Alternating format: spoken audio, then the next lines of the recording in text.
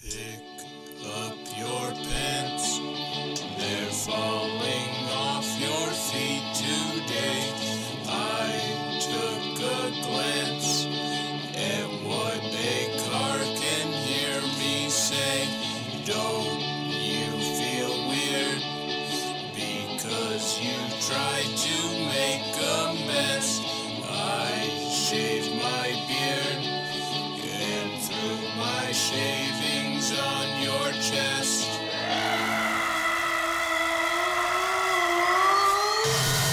I want a sandwich. I want a sandwich. I like the idea of making like a set that's like a little kid's room. Yeah, we could. Have them dressed up. We should smash it. She get mad. And, you know, working in Delhi, it's an American thing, and I mean, I like food-influenced music. I think our records just reflect what's like going on in our lives. Yeah, our last one was like pretty influenced by the market, our pets, and like barbecues.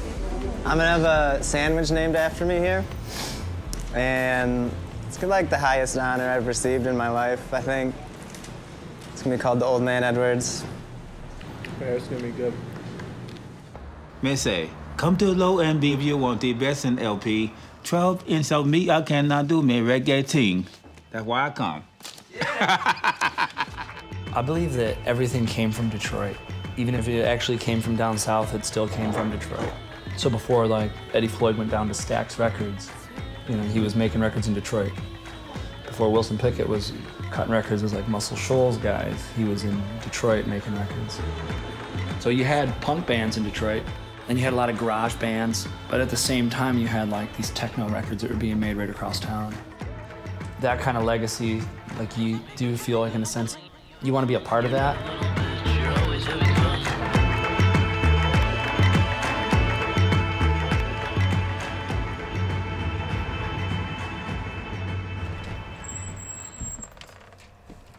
We met Dastro when we were running Scrummage University in Eastern Market. Is it right here?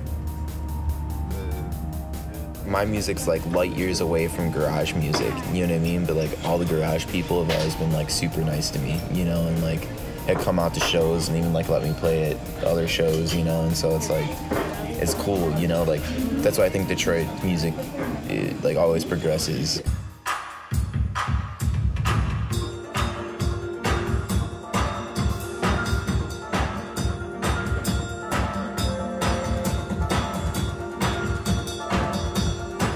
The city's kind of like pretty goddamn brutal sometimes, that it like kind of weeds out the like people who aren't really, you know, fit for it or really true to what they're doing.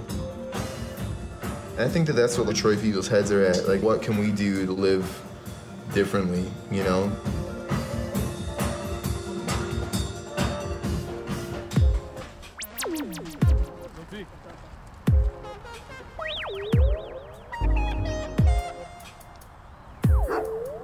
We've always approached our music like lightheartedly, and we've always kind of just done what we want to do. We made one concept album where it's just like we wrapped some kid in tin foil and then just like recorded the sound of like the crinkling tin foil. We'd sell them to people, and the next day they'd be like, "I want my dollar back. This is horrible." I'd be like, "Nope, it's too bad." At nighttime, it's kind of dead over here. Most people from downtown are out of here by like 5 p.m. They leave. But we're going to be hanging out and getting set up for the show.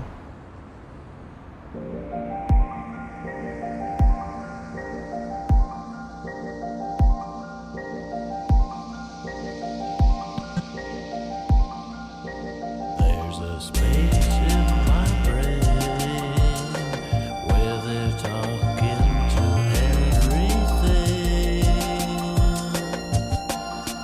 There's no time to be sad about it, but the money, it goes around.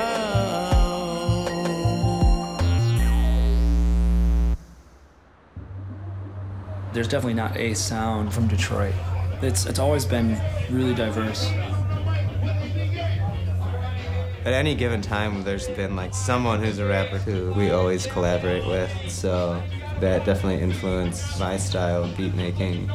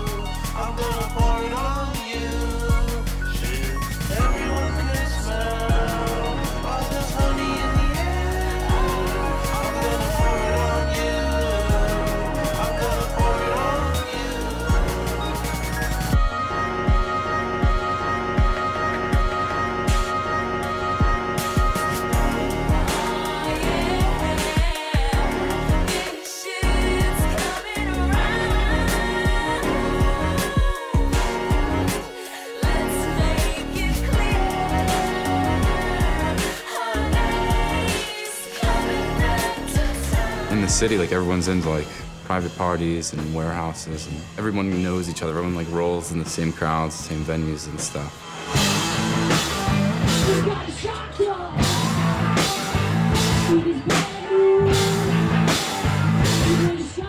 These sort of events become like the confluence of a lot of those different scenes, like the hip-hop scene, the techno scene, the rock and roll scene.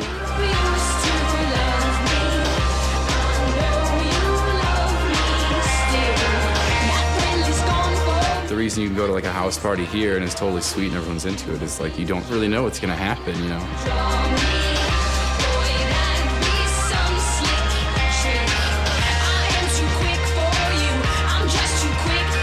The people see what's going on here and they want to do that in like New York or LA, but you can't.